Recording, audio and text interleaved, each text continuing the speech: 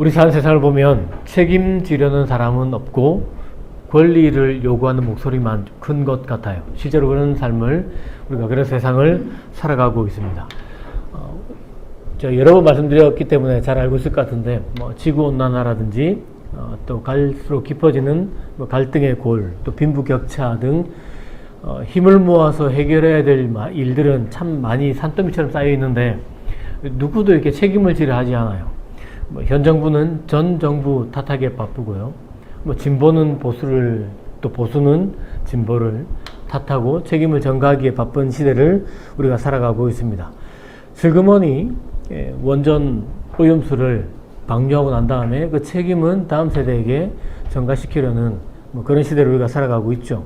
이 폭을 확 좁혀봐도 크게 다르지 않습니다. 가정에서 남편은 아내를 탓하고 또 아내는 남편의 책임을 탓하는 그런 시대를 살아가고 있고요.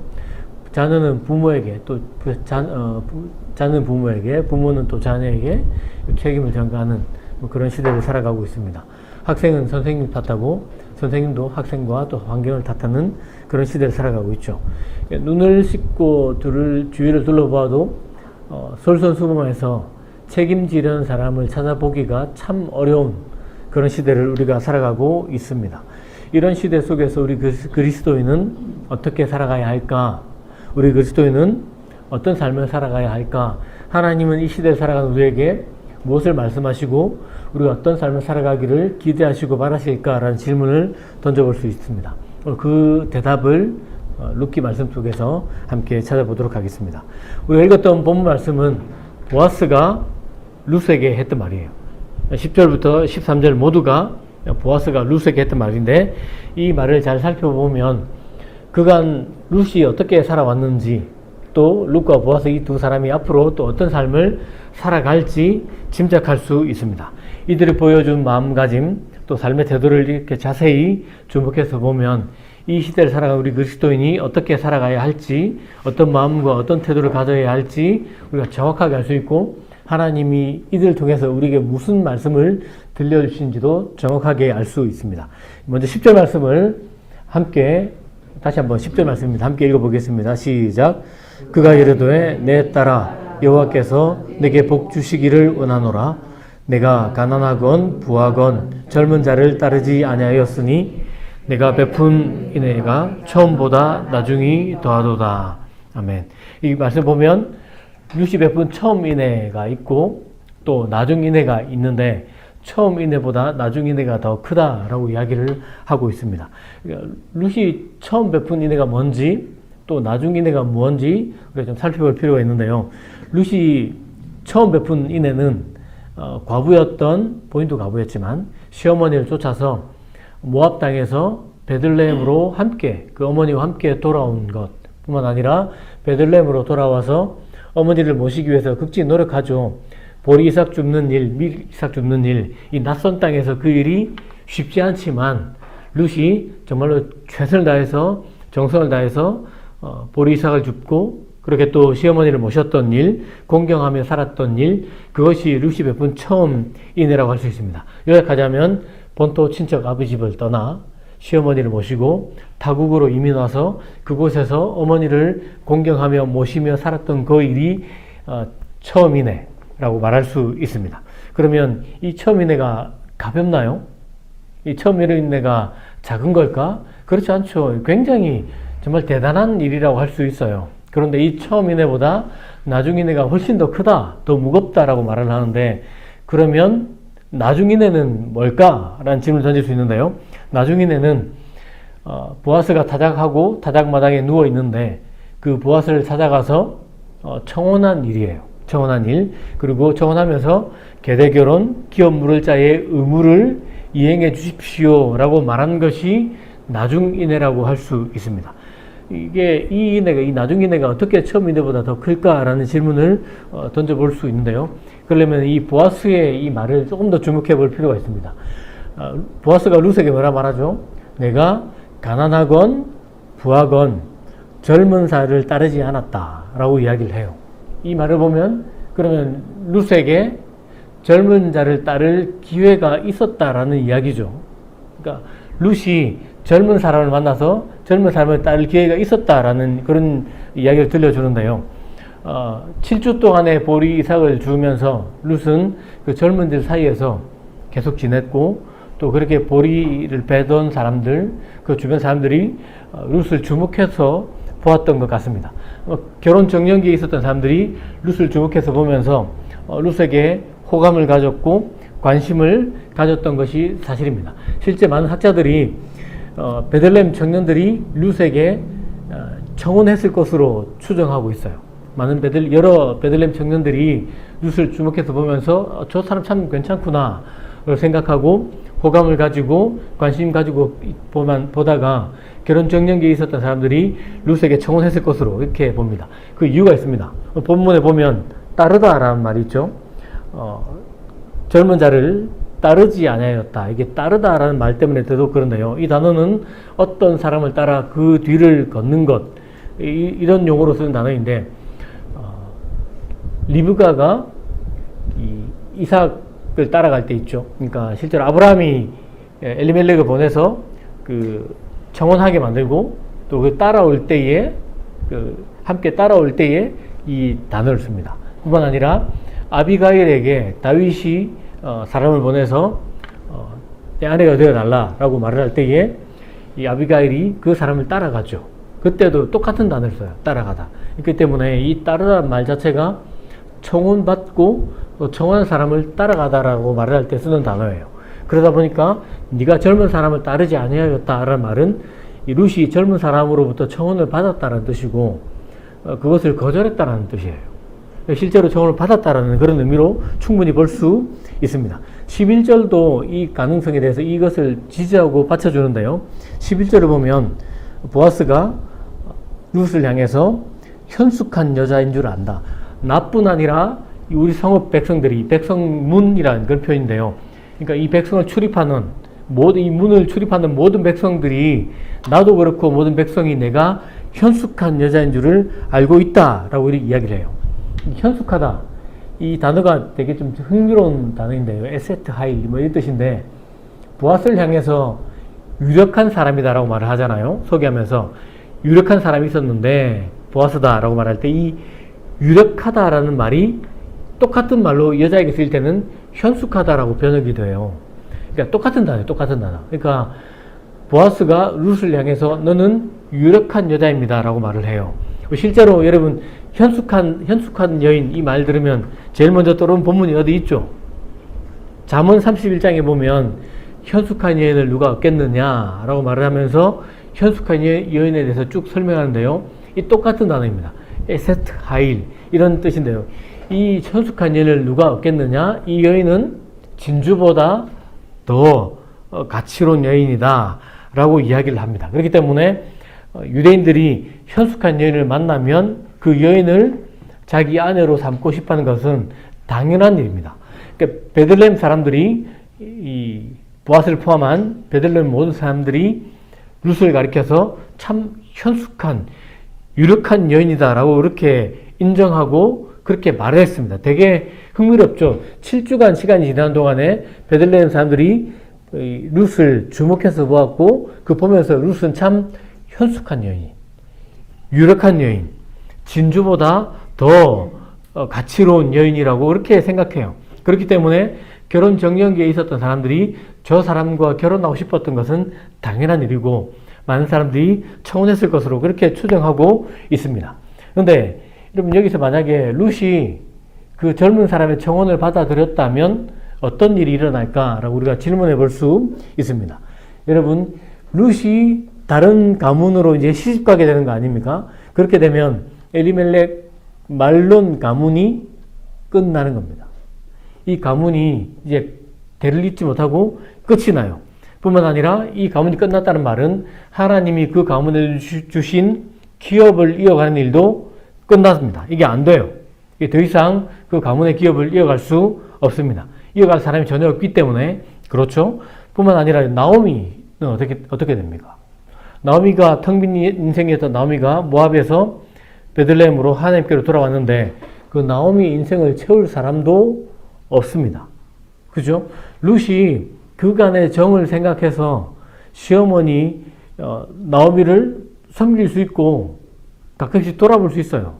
그런데 나오미와 룻의 이 관계는 끝납니다. 더 이상 시어머니가 아니에요. 다른 시어머니가 생기죠. 전 시어머니가 되는 겁니다. 그러니까 더 이상 룻이 이 나오미를 섬겨야 될 필요도 없고 나오미가 그걸 기대할 수도 없어요. 도의적으로 좀 그렇게 할 수 있어도 그런 의무가 없죠. 뿐만 아니라 실제 텅 비었던 나오미 인생은 텅 빈 채로 그렇게 끝나게 될 겁니다. 여기에서 우리가 룻이 젊은 청년들의 그 청혼을 거절했던 그 의미를 정확하게 찾을 수 있습니다.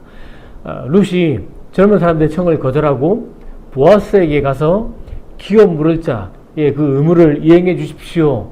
저를 당신의 옷자락으로 덮어 주십시오. 저와 결혼해 주십시오. 계대 결혼을 해 주십시오. 라고 요청한 것은 단순히 결혼한 그런 이유가 아닙니다. 룻이 정확하게 하나님의 말씀을 알고 있었다라고 우리가 그렇게 보기는 어렵지만 그래도 계대 결혼이라는 말을 이야기하고 기업 물을 자의 책임을 이야기하는 것을 보면 나오미로부터 하나님의 말씀을 들어서 알고 있고 그래서 그가 그것을 지키기 위해서 청혼하는 겁니다. 청혼함을 통해서 그 말씀을 지켜가게 된 겁니다. 그렇기 때문에 보아스에게 청혼하는 것은 단순한 청혼이 아니라 하나님의 말씀을 지키는 행위예요. 계대 결혼을 통해서 기업을 이어갈 수 있도록 하는 하나님의 말씀을 계속해서 이어갈 수 있는 그런 순종, 그 책임을 끌어안는 일이라고 할 수 있습니다. 뿐만 아니라 텅 비었던 시어머니 나오미의 인생도 채워갈 수 있는 그 책임마저도 룻이 자발적으로 끌어안고 짊어지는 행동이라 할 수 있습니다. 이렇기 때문에 보아스가 너의 처음 인애보다 너의 나중 인애가 훨씬 더 크다라고 말했던 이유입니다. 처음 인애는 그 어머니와 함께한 것이었지만 나중 인애는 이 하나님의 말씀을 지키고 기업을 이어가게 하고 여전히 텅 비어 있었던 나오미의 인생을 완벽하게 채워갈 수 있는 그런 길이었어요. 그렇기 때문에 보아스가 룻을 향해서 너의 처음 인애보다 나중 인애가 훨씬 더 크다라고 이렇게 이야기하는 겁니다. 청혼 과정도 마찬가지죠. 이 타작마당이 어딥니까? 남자들의 공간입니다. 위험해요. 술라미 여인은 이 타작마당 돌아다니다가 사실은 맞기도 했습니다. 그러니까 이 타작마당에 가면 굉장히 위험해요. 그런 일도 있었거든요. 그리고 또 보아스는 술에 취해 있지 않습니까? 그런데 그곳을 찾아가서 청혼하는 겁니다. 만약 다른 사람이 보면 어떻게 되나요? 문란한 여인, 지금까지 현숙한 여인이라는 그런 평판을 얻었지 않습니까? 근데 이 여자가 그 밤에 남자들의 공간에, 그것도 다 술 취한 사람들이 있는 공간에 돌아다니면 현숙한 여인이라는 이미지는 다 사라지고 하루아침에 문란한 여인이라는 그런 이미지를 얻을 수 있어요. 또 이게 실제로 보아스와 함께 기업 물을 자의 책임을 다하겠노라고 말을 할 때에 누가 본 사람이 있으면 어떻게 됩니까? 저 둘이 이미 입 맞췄어요. 서로 말 맞춰가는 행동입니다. 라는 그런 누명을 뒤집어 쓸 수도 있는 그런 일이거든요. 그럼에도 불구하고 정말 조심조심 룻이 보아스를 찾아가서 청혼했기 때문에 기업 물을 자의 책임을 이어주십시오라고 그렇게 요청했기 때문에 이 처음 인애보다 나중 인애가 훨씬 더 큰 이유입니다. 이게 룻의 책임지는 행동인데요. 이런 행동이 룻에게만 있는 것은 아닙니다. 본문을 통해서 알 수 있지만 보아스에게도 책임을 끌어안는 행동, 심지어 본인이 하지 않아도 되는, 굳이 끌어안지 않아도 되는, 짊어지지 않아도 되는 그 책임을 끌어안는, 짊어지는 보아스의 모습을 볼 수 있습니다. 보아스가 우리가 보면서 그러죠. 12절 보십시오. 나는 기업 물을 자 맞아. 그런데 나보다 더 가까운 친족이 있다라는 것을 말을 합니다. 그러면 이게 보아스가 이 말을 했던 이유가 기업 물을 자의 책임을 지고 싶지 않아서 이런 말을 했는가? 이 책임이 너무 무거워서 이 책임을 회피하고 싶어서 했는가라는 질문을 던질 수 있는데 본문을 보면 그렇지 않죠. 오히려 이 책임을 끌어안고 싶어하고 기업 물을 자의 책임을 거룩한 특권으로 하나님의 백성이라면 당연히 해야 될 일로 그렇게 받아들입니다. 13절 말씀을 제가 한번 다시 읽어드리겠습니다. 13절입니다. 이 밤에 여기서 머무르라. 아침에 그가 기업 물을 자의 책임을 내게 이행하려 하면 좋으니 그가 그 기업 물을 자의 책임을 행할 것이니라.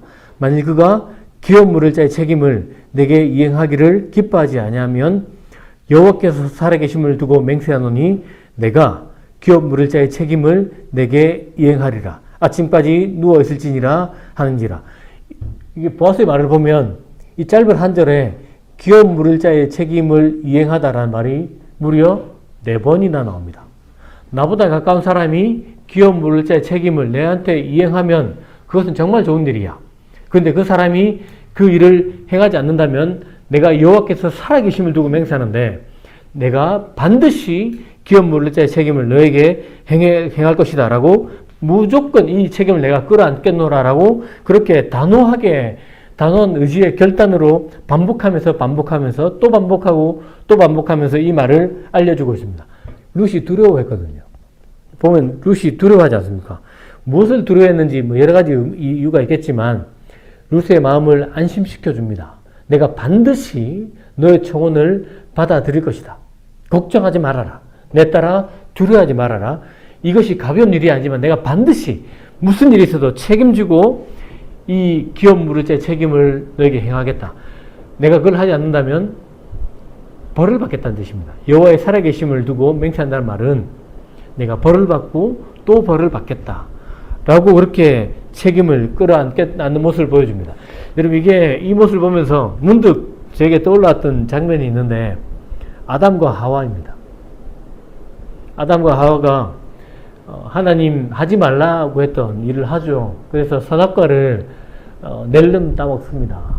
하나님처럼 되고 싶어서, 부유한 사람이 되고 싶어서, 자기 마음대로 살고 싶어서, 자기 스스로를 왕의 자리에 올려놓고 싶어서 선악과를 따먹었거든요. 그러고 난 다음에 하나님 찾아오셔서 아담에게 말하죠. 아담아, 내가 너에게 먹지 말라고 한 이 열매 네가 따먹었니? 라고 말을 할 때에 아담이 뭐라고 대답합니까? 하나님 죄송합니다. 제가 먹었습니다. 라고 말을 했으면 참 좋았을 것 같은데 대답이 기가 막히죠. 하와에게 책임을 떠넘겨요. 하나님이 내게 주신 저 여자가 주어서 내가 먹었습니다. 저 여자가의 방점을 두면 하와에게 책임을 떠넘기는 것이고요. 책임 소재를 하나님께도 둘 수 있는 겁니다. 하나님이 만드신 저 여자, 이렇게 하면 하나님이거든요. 하나님에게, 하와에게 책임을 전가하는 참 초라한 모습을 보여주고 있습니다. 이 아담을 옆에서 누가 지켜보고 있죠? 하와가 지켜보고 있거든요. 하와가 아담을 존경의 눈빛으로 지켜보았겠습니까? 아니죠. 와, 내가 저 인간을 내가 믿고 살아야 돼? 라는 아마 그런 눈빛이 아닐까 충분히 짐작할 수 있어요. 그러면 아담만 그런 책임 전가했는가? 아닙니다. 부창부수라고 하죠. 그 나물의 그 밥, 그 남편의 그 아내입니다. 딱 보고 난 다음에 하나님이 하와에게 딱 물으니까 하와는 뭐라고 말합니까? 뱀이 꼬셨어요, 뱀이. 저는 정말 먹고 싶지 않았는데, 뱀이 그렇게 꼬셨기 때문에 그렇게 된 겁니다. 라고 마치 하와 씨 자신이 피해자인 것처럼 그렇게 이야기를 해요.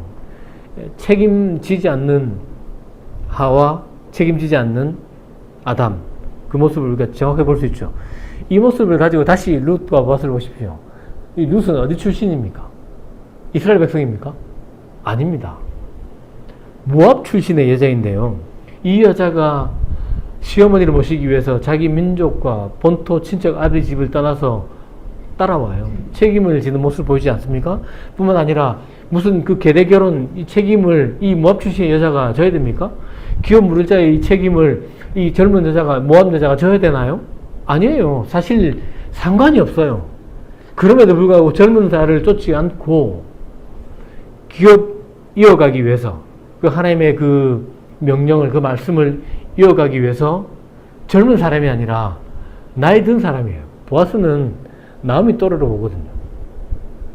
보통 나오미 또래를 봐요. 그 사람에게 청혼하고 그래서 결혼하고 기업 물을 자의 책임을 다하고 텅 비었던 시어머니의 인생을 채워가는, 정말 아름답지 않습니까? 그런 모습을 보여주고 있거든요. 보아스도 다르지 않습니까? 여러분 이 보면 보아스도 다르지 않아요. 다음 편 살펴보겠지만 실제로 기업 무료자의 책임이 있었던 가까운 자가 기업을 물어겠다고 해요. 그러다가 갑자기 마음을 바꾸어요. 그러면서 하는 말이 이거 내 기업에 손해가 날 것 같아서 손해될 것 같아요. 그러니까 이거 안 되겠습니다. 라고 책임을 회피한 장면을 보여주지 않습니까? 그 말은 보아스도 그 책임을 굳이 끌어안지 않아도 되는 사람 아닌 겁니까? 그리고 그 시대가 하나님의 말씀을 무겁게 여기던 시대였습니까? 아니었습니다. 사람들이 자기 소견에 오른 대로 살았던 시대 아닙니까? 특별히 이때가 기도원 시대라고 대략 그렇게 연결을 시켜보는데 모든 사람들이 책임을 지지 않았던 그런 시대였는데 보아스가 책임을 회피하지 않아요. 하나님의 말씀을 붙듭니다. 그 말씀을 짊어지면서 자발적으로 그 책임을 짊어지면서 기업 무료자의 책임을 스스로 자기 재산에 손해가 있죠. 있어요. 그럼에도 불구하고 그 책임을 끌어안는 모습을 보여주고 있습니다. 룻과 보아스와 룻은 아담과 하와와 아담과 전혀 다른 길을 걸어갑니다. 책임을 다른 사람에게 전가하지 않아요. 책임을 회피하지도 않습니다. 심지어 자기가 굳이 짊어지지도 않아도 되는 그런 책임을 끌어안으면서 하나님의 말씀에 순종하는 길, 하나님의 말씀을 성취하는 길을 걸어가고 있습니다. 자기 책임을 다할 뿐 아니라 정말로 하나님의 말씀을 붙드는 그 길을 걸어가고 있습니다. 이거 보면은 자연스럽게 우리가 예수님을 떠올릴 수밖에 없습니다. 여러분, 그들에게서 예수의 향기를 맡는 것은 이상한 일이 아닙니다. 죄 없으신 예수님께서 온 세상의 죄를 짊어지지 않습니까? 여러분, 우리가 받아야 될 고통을 예수께서 대신 당하시고 우리가 짊어져야 될 슬픔을 대신 겪으셨습니다. 우리 대신해서 찔림을 받으시고 우리 약함 때문에 상처를 입으시고 우리 대신에 징계를 받으셨기 때문에 우리가 평안을 누리고 화평을 누리고 질병에서 자유함을 누리고 하나님과 화목하게 되지 않습니까? 예수님께서 우리의 모든 실패, 모든 잘못을 짊어지시고 실패를 뒤집어 쓰셨기 때문에 그리고 그렇게 예수께서 십자가에 달리셨기 때문에 그렇게 예수께서 버림을 받으셨기 때문에 우리가 하나님께 환영받은 사람이 되고 하나님의 자녀가 되고 하나님 나라를 소유한 사람이 되고 그렇게 하나님께로 다시금 나아간 사람이 된 겁니다. 전혀 그럴 이유 없는 예수께서 책임을 지셨기 때문에 우리가 예수로 인하여서 하나님 나라의 그 권리를, 하나님 자녀의 그 권리를 획득하게 된 겁니다. 여러분, 그 예수님 때문에 우리가 새로운 피조물이 되지 않았습니까? 그 예수님 때문에 새로운 피조물이 되었고 그 예수 안에서 정말로 새로운 삶을 살아갈 수 있는 사람이 되었습니다. 이 새로운 삶이 어떤 삶이겠습니까? 책임과 의무를 다한 삶 아니겠습니까?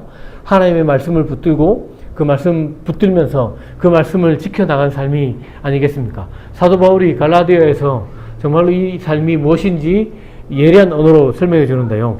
갈라디아서 6장 2절 말씀을 제가 한번 읽어 드리겠습니다. 여러분은 서로 남의 짐을 져 주십시오. 그렇게 하면 여러분이 그리스도의 법을 성취하실 것입니다. 새로운 피조물이 된 우리가 살아가야 할 삶은 자신의 책임, 자신의 짐을 지는 삶일 뿐 아니라 다른 사람의 짐을 서로 지는 삶입니다. 다른 사람의 짐을 서로 져주는 삶입니다. 이것이 그리스도인의 삶이에요. 이렇게 살아가면서 예수님의 법, 예수님의 말씀을 성취할 것이다 라고 가르쳐주고 있습니다. 그렇기 때문에 우리는 자기 십자가를 질 뿐 아니라 다른 사람의 짐까지도 함께 지는 자리까지 나가야 됩니다. 왜냐하면 그것이 예수 안에서 새롭게 된, 새로운 피조물이 된, 새로운 사람이 된, 새 옷을 입은 저와 여러분이 걸어가야 할 삶이기 때문에 그렇습니다. 여러분, 다시 우리가 오늘날로 돌아보면 좋겠는데, 지도자로부터 우리 일반 모든 사람들에 이르기까지 책임지지 않으려고 혈안이 된 세상 아닙니까? 책임지려는 사람은 없고 권리만 요구하는 그런 시대를 우리가 살아가고 있습니다. 명명백백하게 자신이 죄를 지었음에도 불구하고 뭐라고 말합니까? 저도 피해자입니다. 저도 이런 삶을 살고 싶지 않았습니다. 그런데 세상이 저를 이렇게 만들었어요. 우리 부모님이 환경이 일어난 어떤 사건 사고가 이 세상이 저를 이렇게 만들어서 저도 피해자예요 라고 말을 하는 정말 희한한 세상을 우리가 살아가고 있는데요. 그렇기 때문에 이 세상이 우리에게 누굴 요구하는 겁니까? 책임지는 사람을 요구하는 겁니다.